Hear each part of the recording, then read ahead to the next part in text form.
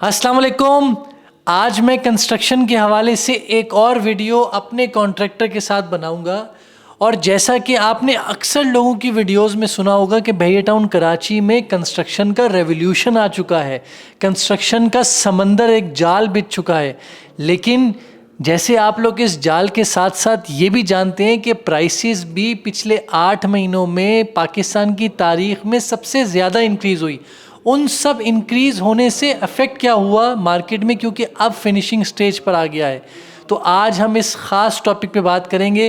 तो ज़रूर मेरे इस नीचे दिए चैनल को सब्सक्राइब भी करें और साथ ही साथ इस वीडियो को एंड तक ज़रूर देखें। मेरा नाम उस्मान खलील है और आप देख रहे हैं हाउसिंग एसोसिएट, जहां हम करते हैं आपके घर के ख़रीदने के प्रोसेस को बहुत ही आसान। जी, अब मैं सबसे पहले अशरफ साहब के बारे में वापस से आप लोगों को बताता जाऊँ तो अशरफ साहब भैया टाउन कराची में पहले रेजिडेंट हैं जिन्होंने यहाँ आके अपना घर रेडी किया और यहाँ पर रिहाइश पजीर की। तो इनका काफ़ी एक्सपीरियंस कंस्ट्रक्शन के हवाले से भी है और साथ ही साथ हमारे जितने भी कॉन्ट्रैक्टर हैं, मतलब जितने भी कॉन्ट्रैक्ट हमने लिए हुए हैं वो ये घर बना रहे हैं। तो इसलिए आज इनसे लेंगे क्योंकि इन्होंने इतने सालों से कंस्ट्रक्शन करते हुए आ रहे हैं। तो पिछले 6-8 महीनों में क्या डिफ़िकल्टीज़ इन्होंने फ़ेस की। तो पहले तो बहुत बहुत शुक्रिया, आपने टाइम निकाला। अब आप मुझे बताइए कि 8 महीनों में जो हुआ है, कितनी चीखें कॉन्ट्रैक्टर की पूरी मार्केट में निकली हैं या नहीं निकली, और कस्टमर किस जगह खड़ा है, काइंडली ये हमारे कस्टमर्स को बताइए। जी ज़रूर, आपने मौका दिया, शुक्रिया। सबसे पहले तो मैं ये बता दूं कि मैं बहरिया टाउन के प्रीसिंक्ट 1 का पहला रेजिडेंट हूं जिसने अपना घर बनाया और यहाँ शिफ्ट हुआ। तो दूसरी बात ये थी कि ये पिछले 6-8 महीने में, जैसे सारी दुनिया को पता है कि प्राइसेस में बहुत ज़्यादा इंक्रीज़ हुई है, हर चीज़ की प्राइसेस में, वो चाहे कंज्यूमेबल गुड्स हों या वो कंस्ट्रक्शन के हवाले से हों। कंस्ट्रक्शन के हवाले से तो बहुत मोटी मोटी चीज़ें सारी दुनिया को पता है कि वो बहुत ज़्यादा इंक्रीज़ हुआ। पिछले दिनों एक इश्तार भी आया था आबाद का भी, उन्होंने भी गवर्नमेंट की तवज्जो मबज़ूल कराई थी कि भाई 70% तक इंक्रीज़ हो चुकी है चीज़ों की कीमतों में। तो ये कंस्ट्रक्शन इंडस्ट्री के लिए कुछ बेनिफिट्स दिए जाएँ फलाना।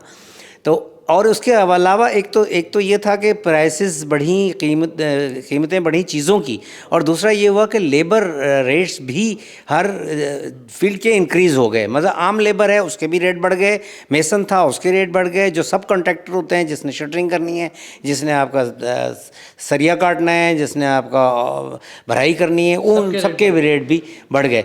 तो उस हवाले से ये हुआ कि पिछले 6-8 महीने में बहुत ज़्यादा रेट बढ़ने की वजह से कॉस्ट बहुत ज़्यादा बढ़ गई। तो जिन लोगों ने 6 महीने 8 महीने पहले कॉन्ट्रैक्ट लिए थे, अंदाज़न कितने में लिए थे? अंदाज़न 60 से 65 में जिन लोगों ने लिए थे, तो उनका अंदाज़ा ये था कि ज़्यादा से ज़्यादा प्राइस जो आमतौर पर बढ़ती हैं वो 10% तक बढ़ती हैं। तो 10% की बजाय इस दफ़ा जो ये 70-80% इंक्रीज़ हुई है, इसकी वजह से कंस्ट्रक्शन कॉस्ट बहुत ज़्यादा बढ़ी। और वो इम्पैक्ट शुरू में उनको रियलाइज़ इतना ज़्यादा नहीं हुआ, क्योंकि असल जो कॉस्ट निकल रही होती है वो जब फिनिशिंग की स्टेज आ रही होती है तो पता लग रहा होता है कि यार इतने पैसे खर्च हो गए और अभी तो काम बहुत सारे बाकी हैं। तो जब ये स्टेज आई है तो इस वक्त जितने कॉन्ट्रैक्टर से मेरी बातचीत हो रही है, होती है, तो उनका सबका यही इस वक्त सर पकड़ के बैठे हुए हैं कि यार ये हम उन रेट्स में ये चीज़ें कैसे मैनेज करेंगे। और अब तो खैर वो ये कर रहे हैं कि जी ज़्यादा उस पे कर रहे हैं, रेट्स पे तय कर रहे हैं कॉन्ट्रैक्ट्स, लेकिन जो पीछे हो चुका, तो वो अगर कोई एक आध केस होता छोटा मोटा तो कोई आदमी कहता कि यार एक आध केस में चलो लॉस हो गया, 5-10 में हमें फ़ायदा हो गया। लेकिन ये तो ऐसा है कि चूँकि वो उस वक्त स्टेज एक बूम आया था, तो उस वक्त एकदम कंस्ट्रक्शन शुरू भी हुई थी और उसी वक्त में ये हुआ कि प्राइसेस भी एकदम बढ़ी। तो वो लोगों ने, किसी ने भी एक्सपेक्ट नहीं किया था। कॉन्ट्रैक्टर लॉस क्यों नहीं बेयर कर रहा, पहले आप ये बताएं। देखिए ना, जो आदमी एफर्ट करता है, अपनी कोई किसी के लिए घर बनाता है, अपनी एफर्ट्स लगाता है, तो उसकी ख्वाहिश ये होती है ना कि मैं इससे कुछ बेनिफिट हासिल करूँगा, कुछ गेन करूँगा। जाहिर है कि कोई आदमी अपना टाइम और अपना वक्त और मेहनत कुछ कमाने के लिए, कुछ अर्न करने के लिए लगाता है। उसमें ये होता है, अब जैसे बिज़नेस का उसूल है कि कभी अर्न होता है, कभी कम अर्न होता है, कभी ज़्यादा अर्न होता है। तो कम अप एंड डाउन तो कोई भी बर्दाश्त कर सकता है, थोड़ा बहुत हो गया, 10% नहीं हुआ, 5% हो गया।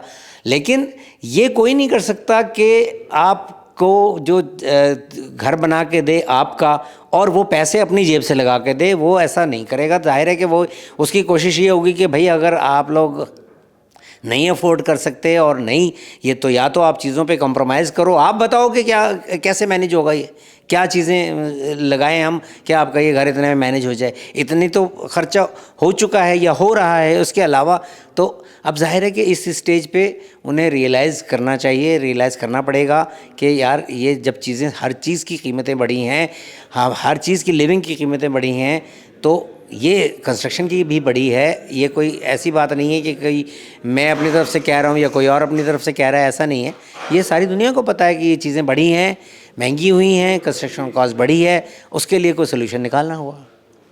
तो आप ये बताइए, जो कस्टमर्स हैं, क्या कस्टमर्स इस बात पे एग्री हो रहे हैं? क्योंकि जहाँ तक मेरी इन्फॉर्मेशन है, कस्टमर तो स्ट्रेट अवे कह रहा है क्योंकि आपने मेरे साथ एक रेट तय कर दिया, अब आप जानो, आपके काम जाने, आप जिस तरह भी बना के दो, मुझे नहीं पता, जो आपने लिख के दिया है आप बस वही पूरा करो।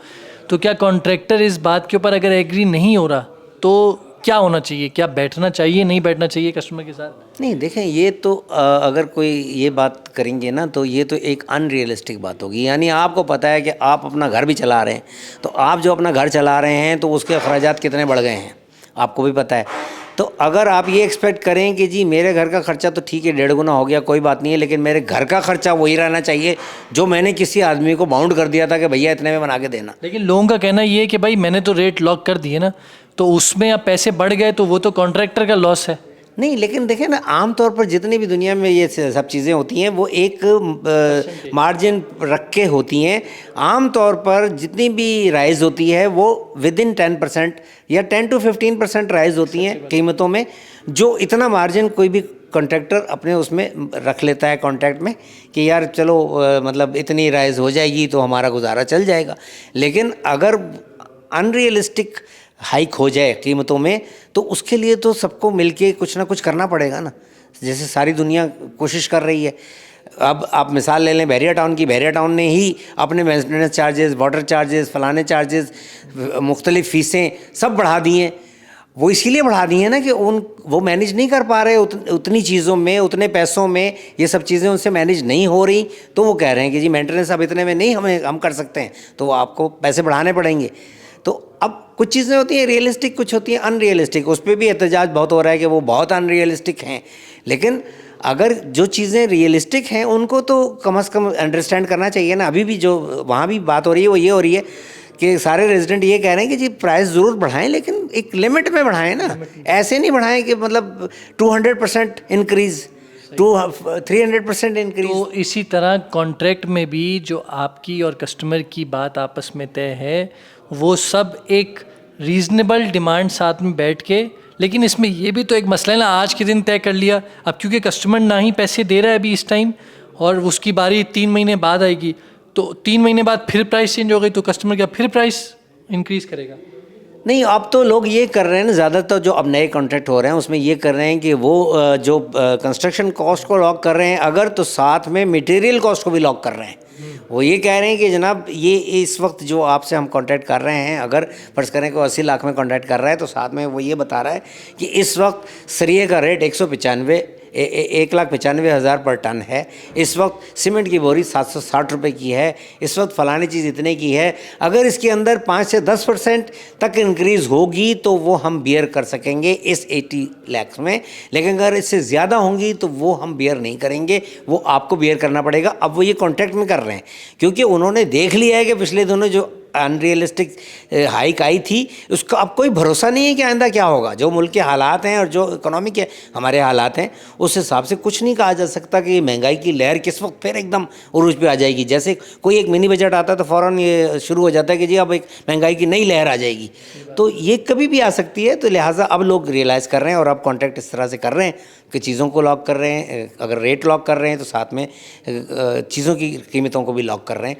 ताकि बाद में ज़्यादा डिस्प्यूट्स ना हो। इस वक्त होंगे डिस्प्यूट, बहुत सारे हो भी रहे हैं और बहुत सारे होंगे भी, क्योंकि जाहिर है कि हर आदमी इतना रियलिस्टिक नहीं होता कि वो बातों को समझ वो रहा होता है, लेकिन जब उसके ऊपर ज़रूरत पड़ती है तो वो फिर उसकी बातें समझ में नहीं आती। जब एक आदमी के ऊपर डायरेक्ट ज़रूरत पड़ती है तो फिर उसको समझ में नहीं आती, वैसे उसे समझ आ रही होती है कि यार सब चीज़ें महंगी हो गई तो ये भी महंगी हो गई। अच्छा, इसमें एक और बात आपसे पूछते जाऊँ, कस्टमर कंफ्यूज हो जाएगा। ये हम बुकिंग जो कमर्शियल बिल्डिंग बन रही है उसकी बात नहीं कर रहे, हम रेजिडेंशियल जो बना रहे हैं हम उसकी बात कर रहे हैं। लेकिन साथ ही साथ जिन लोगों ने कमर्शियल बुकिंग सस्ते रेट के ऊपर पकड़ी हुई हैं, उनके बारे में आपका क्या ख्याल है कि उनको भी तो ज़ाहिर लॉस हो रहा होगा, तो वो क्या करेंगे?